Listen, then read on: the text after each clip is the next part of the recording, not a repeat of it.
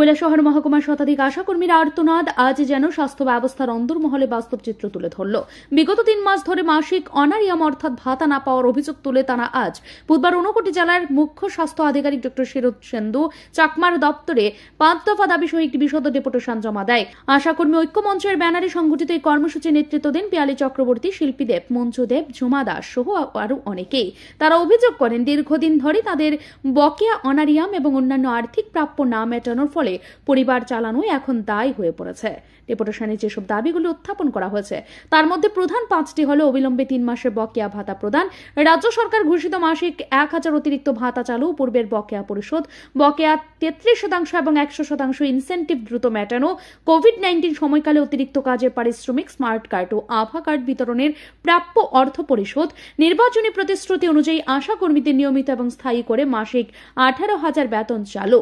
ডেপুটেশনের সময় আশাকর্মীদের মুখে ক্ষোভের সাথে ঝরে পড়ল অসহায়তার সুর। পিয়ালি চক্রবর্তী বলেন, আমরা বারবার স্বাস্থ্য দপ্তরের বিভিন্ন আধিকারিককে জানিয়েছি, অথচ এখনো পর্যন্ত কেউ আমাদের সমস্যার সমাধান করেনি। অন্য মহকুমায় নিয়মিত ভাতা দেওয়া হচ্ছে, তাহলে কেন আমরা বঞ্চিত? সংসার চালানোই এখন অসম্ভব হয়ে উঠেছে, আমাদের পরিবারও ভুগছে। তিনি আরো হুঁশিয়ারি দিয়ে বলেন, আগামী সোমবারের মধ্যে দাবি না মানা হলে আমরা কৈলাসহরে বৃহত্তর আন্দোলনে নামব, প্রয়োজনে অনশনেও বসব। আশাকর্মী ঐক্য মঞ্চ থেকে সিএমও স্যারের কাছে আমরা ডেপুটেশন দিছি। বিষয়টা হইছে 5 দফা দাবির ভিত্তিতে। তো 5 দফা দাবিটা হইছে আমরা বিগত আজকে 2 মাস গিয়া 3 মাসে পড়ছে আমরা অনারিয়াম বন্ধ। এরপরে হইছে আমরা যে রাজ্য সরকার 2022-এ 1000 টাকা করে আমরা বাড়াইছে। এই টাকাটা আমরা মাত্র 6 মাসের পাইছি, আর পাইছি না, এটা জমছে 14,000 টাকা। এরপরে আমরা যে আধার কার্ডের কাজ করছি এবং স্মার্ট কার্ডের কাজ করছি, আইজবুদি কোভিডকালীন সময়ে যে এত পরিশ্রম করছি, আইজবুদি আমরা এই সমস্ত কোনো টাকা পয়সা পাইছি না।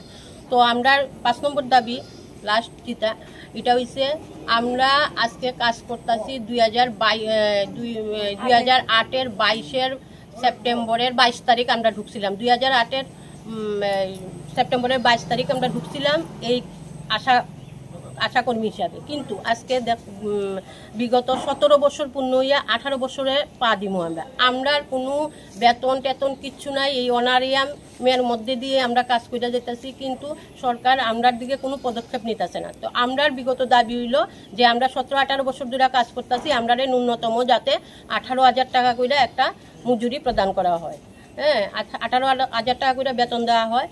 আর আমরা এই যে অসুস্থ হইলে যাতে আমরা বিমাটা, এই যে স্বাস্থ্য বিমাটা যাতে আমরা পাই, আমরা এই যে 60 বছর হইলে, আসার মধ্যে 60 বছর হইলে যাতে তারা পেনশন পায়, এই সমস্ত দাবি নিয়ে সেটা আজকে আমরা সিএমও স্যারের কাছে ডেপুটেশন দিছি। এই ঘটনা শুধু একজন আশাকর্মীর সমস্যা নয়, এটি এক সময়ের করোনা যুদ্ধের সামনের সারিতে থাকা স্বাস্থ্যকর্মীদের প্রতি অবহেলার এক নির্মম প্রতিফলন। যারা সীমিত বেতনে সমাজের সর্বনিম্ন স্তরে গিয়ে স্বাস্থ্য পরিষেবা পৌঁছে দিয়েছেন, তাদের বঞ্চনার ন্যায্যতার প্রশ্ন তুলে ত্রিপুরা জুড়ে যখন স্বাস্থ্য ব্যবস্থাকে শক্তিশালী করার কথা বলা হচ্ছে, তখন এমন ঘটনা প্রশাসনের অঙ্গীকার ও বাস্তবতার মধ্যে ব্যবধান স্পষ্ট করে দেয়। ব্যুরো রিপোর্ট, ঋদ্ধি নেটওয়ার্ক।